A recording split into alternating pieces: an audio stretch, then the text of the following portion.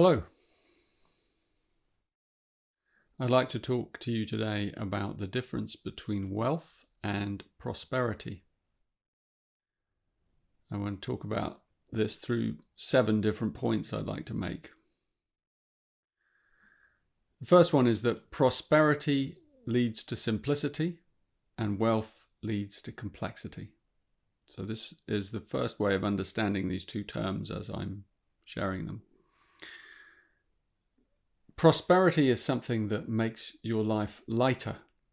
And in that sense, it invites you to shed weight, the weight of your opinions, the weight of low self-esteem, the weight of seriousness, self-judgment, the weight of all that extra stuff, in your cupboard, in your attic, all the stuff in life that takes up so much of your valuable time.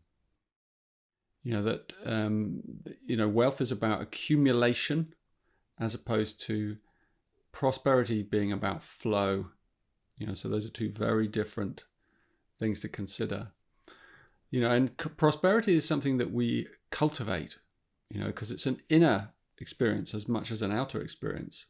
And in that sense, it invites a simplification of our thinking and of our life. And that's the opposite of wealth, which increases your baggage and increases your responsibilities and your worries and the amount of time you have to spend keeping all those balls in the air at the same time. So contrary to popular belief, wealth actually makes your life more complicated on all levels. Second point, prosperity is lucidity, wealth is anxiety. In my teachings of the Gene Keys, I teach a beautiful technique called the art of contemplation. And the art of contemplation is all about how we use our mind creatively. Now, the pace of modern life has so many of us in its thrall, and as we rush headlong from one thing to another, one responsibility to another, and we're the unwitting victims of a widespread, chaotic, and generally anxious mindset. But as you learn this art, the gentle art of contemplation, you begin to see life with a new kind of crystal lucidity. You slow down. Inwardly you slow down, and possibly outwardly as well. And life suddenly becomes much more simple than before. You're moving with a different pace, and you're centered in an easygoing rhythm. And in that rhythm, your mind functions as nature intends it to, without clutter and with a piercing clarity. And that clarity is what cuts through anxiety, the anxiety of the wealth consciousness. So prosperity again wins. The third point, prosperity flows from love. In my teachings of the Gene Keys, we have various ways in which we contemplate, the major aspects of our life. We contemplate purpose through a whole series called the Activation Sequence, an online program. And then we contemplate and uproot some of our trauma deep in our body through another teaching called the Venus Sequence, another online program.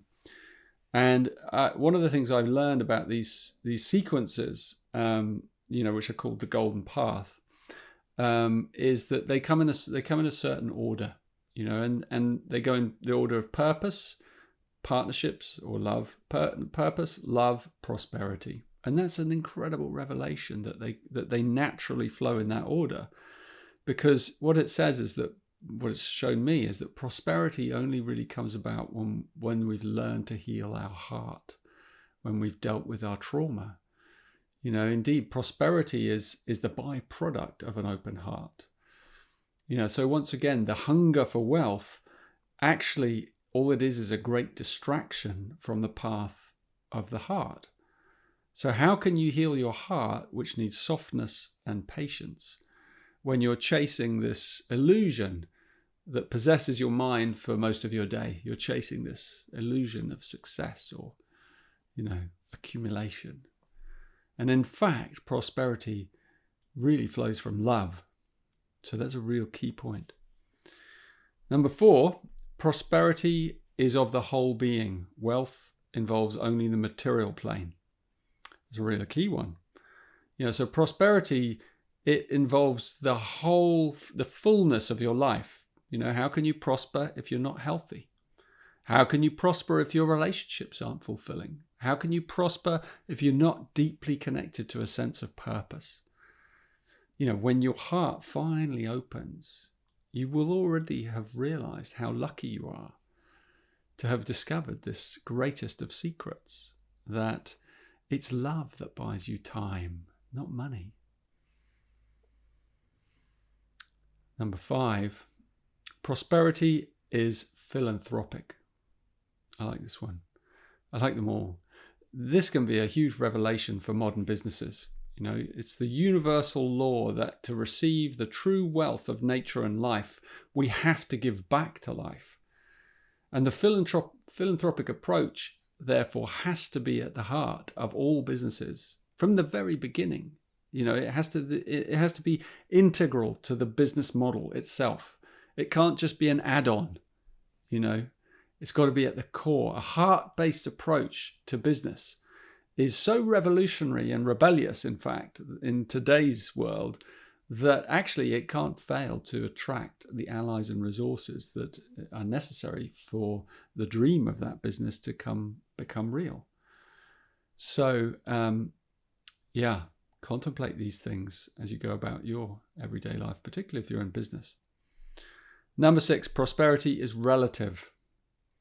So when you learn the art of contemplation, you also come to see that what the most natural form of prosperity, will take in your life. So how it naturally forms for you. And this is particularly something that comes from studying the Pearl sequence. This is one of the programs that we offer at Gene Keys. We'll put a link at the bottom here. And, so one person's prosperity is very different from another's. So one person might, their true prosperity might be to actually have as little as possible in life in order to live a life of clarity and simplicity. And for some people, that's what they're seeking their whole lives, just to bring things down to the quintessence and just simple life, just the simple things. Those are the things that really fulfill us.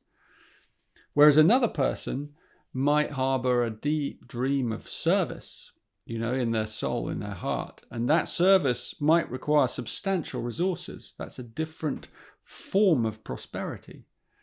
Another person might require resources because they are a celebrator of life, and that's their prosperity. Their prosperity is to share it and to share the party of life, to open up their doors and to spread it around. That's very different again. So there are many forms of prosperity. If you come and study the Pearl sequence and you decide that there's something you're interested in, you'll see what yours is actually. What is your particular style of good fortune? So prosperity is unique and relative to every one of us. It's not just a blanket thing. And the 7th and final point here, prosperity is to know the essential in life. This is a great insight of these Gene Keys teachings. It's perhaps the most profound of all, that we have to know what matters in life, and then we have to live according to that realization. So if our quest for more takes us away from the only things that really matter in life, what good is it doing us? It's actually having the opposite effect from what it promises, because we're looking for something out there to help us feel better in here. And yet it's having the opposite effect from what we dream it will.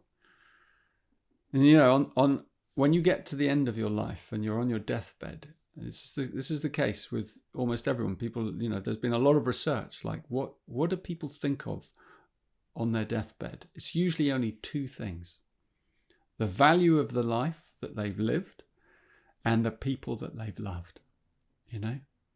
Those are the things that truly matter. In these teachings of the Gene Keys, of the Golden Path, these are the foundations of prosperity: a deep sense of purpose and the preciousness of your relationships.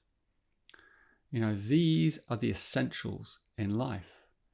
And the Pearl teaching reminds us over and over and over again to come back to these essentials. And then when you really know them, you can design a life based on those essentials. And I can tell you, it will probably look very different from the one you're living now. But this is a revolutionary teaching.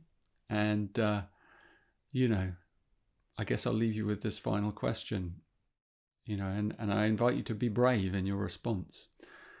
The question is, how are you spending the lion's share of your precious time in this world?